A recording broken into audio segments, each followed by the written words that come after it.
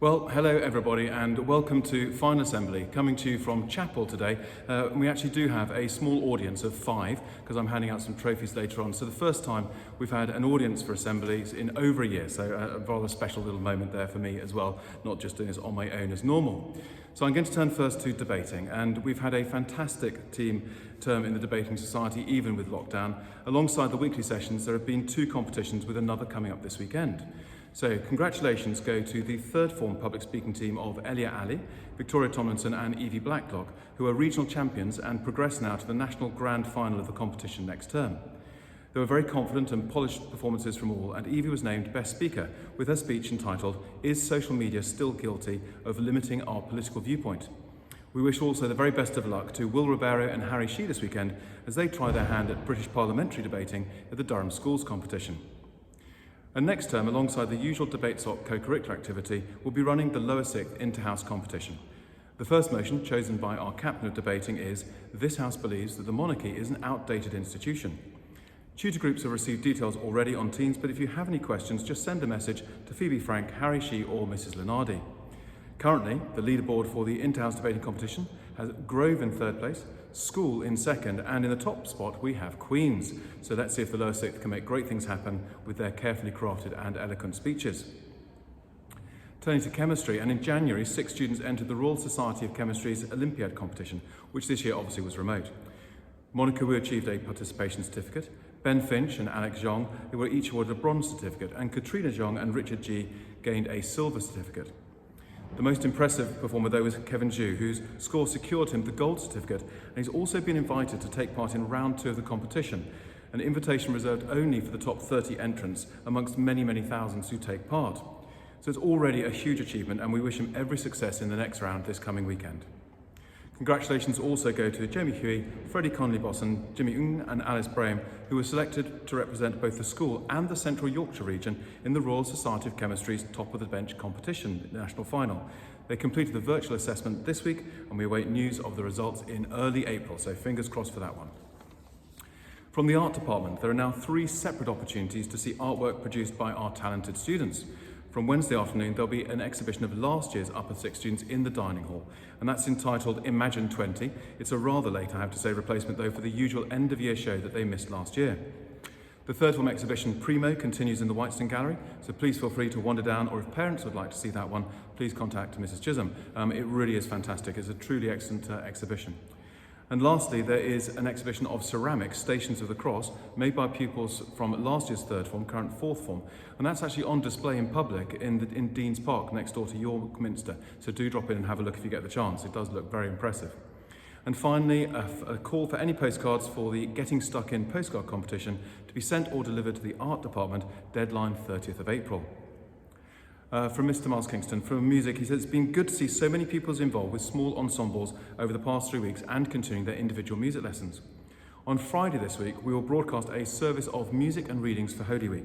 The Upper 6th Chapel Choir have recorded 5 movements from Fares Framus Requiem with suitable readings and prayers for the season. So please do join on YouTube at 6 o'clock on Friday evening, a great way to start the holiday, and a link will of course be sent round to pupils and parents. And my thanks to everybody who's been involved in putting that together." So, turning to sports. Despite the current circumstances, sport has continued to play a really positive role in the life of the school. All pupils have been actively engaged in their chosen sports and training with high levels of commitment and focus. And we've obviously continued with the popular house competitions, which have proved to be well contested as well as great fun. Now, sadly, our Upper 6th have been unable to represent the school in their chosen sports, and it would normally be at this time that we present colours and cups for our senior teams. We've therefore decided that the Upper 6th should not miss out, and colours and caps will still be awarded. And there's going to be 1 cup awarded per sport for significant contribution to that sport in the senior year groups. So sports to be awarded this term are rugby, boys and girls hockey, netball and football. Other sports will follow in the summer term, and we'll also arrange for the signing of the colours book at that point as well.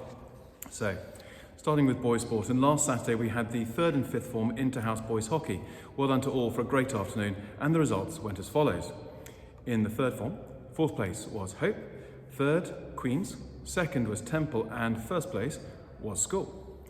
In the 5th form, 4th place was Temple, 3rd was School, 2nd was Grove, and in 1st place their neighbours Clifton. And on Wednesday, the fourth form boys house hockey went ahead with the results as follows. Fourth place School, third place The Grove, second place an amalgamated team of Temple, Linton and The Manor, and in first place was Hope House. So, boys hockey colours. Full colours are re-awarded to Flynn Southgate. Half colours go to Matthew Ung and Max McHale, and caps are awarded to Marco Masucci, Sam Ross Russell and Harvey Gratian. So the Senior Boys Hockey Cup for outstanding contribution. This cup goes to a player who's been in the first 11 squad for 2 years and has maintained high standards throughout, which have inspired others. He's been selfless with his time and expertise and has willingly given back to the hockey programme through mentoring the younger goalkeepers and going the extra mile as a role model. So the cup goes to Sam Ross Russell.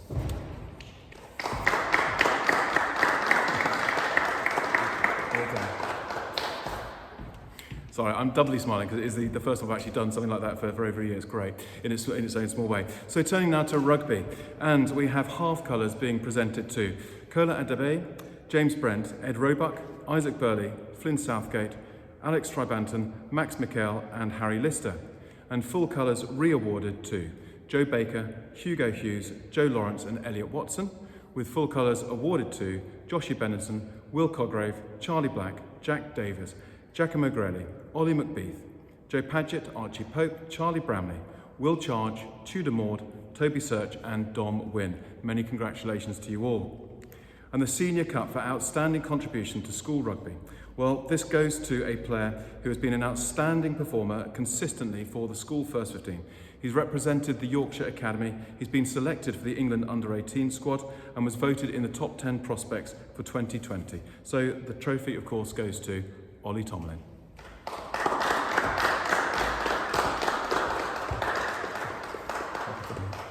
Well done, Ollie. And in football, well done to all the boys who could return to action this term. No school fixtures, but great to see plenty of boys out there both playing and developing their skills. And I must say, I really enjoyed watching the in-house girls football competitions earlier in the year as well. So the Senior Cup for outstanding contribution to school football, and for his services to St Peter's football, this player finished as top goal scorer in the regular 2020 season and fired St Peter's to victory in the STP Sixes tournament. His talent has also been recognised at regional and national level with the ISFA Under-17 England squad. So the award goes to Banky Claudius Cole.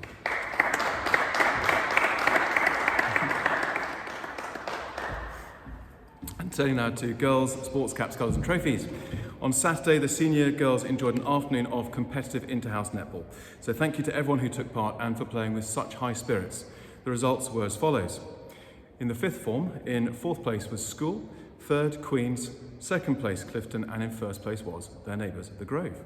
In the lower sixth, fourth place was Hope, third Clifton, second School and in first place a joint team from Rise and Dronfield.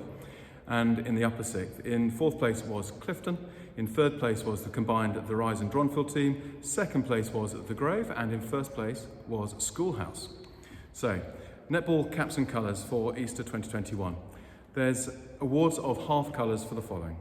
Isabel Greenwood, Olivia Bone, Beth Wheelhouse, Phoebe Stevenson, Poppy Steenberg, Hope Simpson, Antonia Ryan Briscoe, Eva Parkin, Angel Norza, Phoebe Holmes, Iris Greeny, Jenny Durham, Hannah Costin, Sophie Clark, Abigail Brown, Kitty Black, Emily Barker, Amira Ali and Olivia Adeleke. A re-award of full colours go to Jasmine Nixon and to Ella White. And caps go to Lucy May Robinson and Hannah Aubrey. So many congratulations indeed. So, the Senior Netball Cup for outstanding contribution to school netball, the Shepherd Shield. This is awarded to an upper sixth first team player for their valuable contribution to the first seven. This year we're awarding this to the netball captain, Lucy May Robinson, for her inspiring high standards and positive drive, which has significantly contributed to the success of the teams across the years. Many congratulations.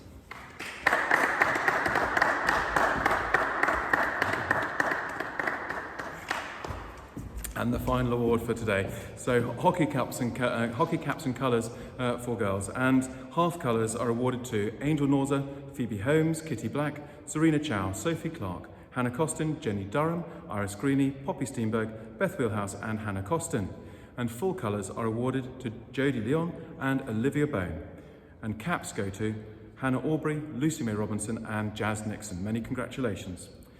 And so the Senior Hockey Cup, the Fletcher Cup, this is awarded to an upper sixth player who's made a significant contribution to the first 11 hockey team and throughout their school playing career. And this year we're awarding it to the first team captain, Hannah Aubrey, whose tenacious attitude and drive has helped to secure so many team victories. Many congratulations, Hannah.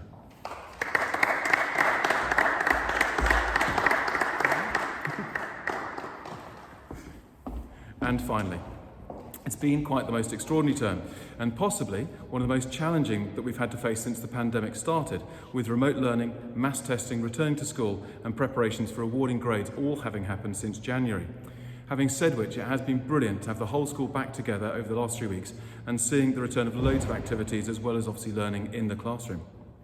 Looking ahead to next term, there's obviously a lot to be done with the awarding of grades, and I do wish the fifth form and the upper sixth form in particular a really good holiday with a blend of revision and rest as you approach the first half of next term.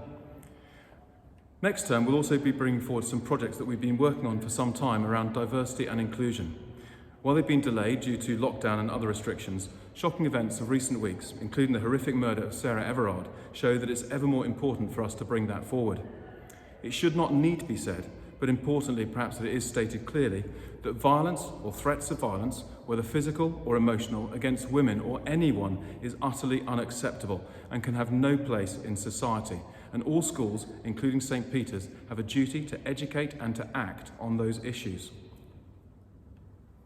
So, there is much coming up over the coming months, as well as my continued hope that as the summer term unfolds, we will gradually return to our much missed but not forgotten normal way of life at St. Peter's. Between now and then, though, the Easter holiday provides all of us with a much-needed opportunity for rest and recreation.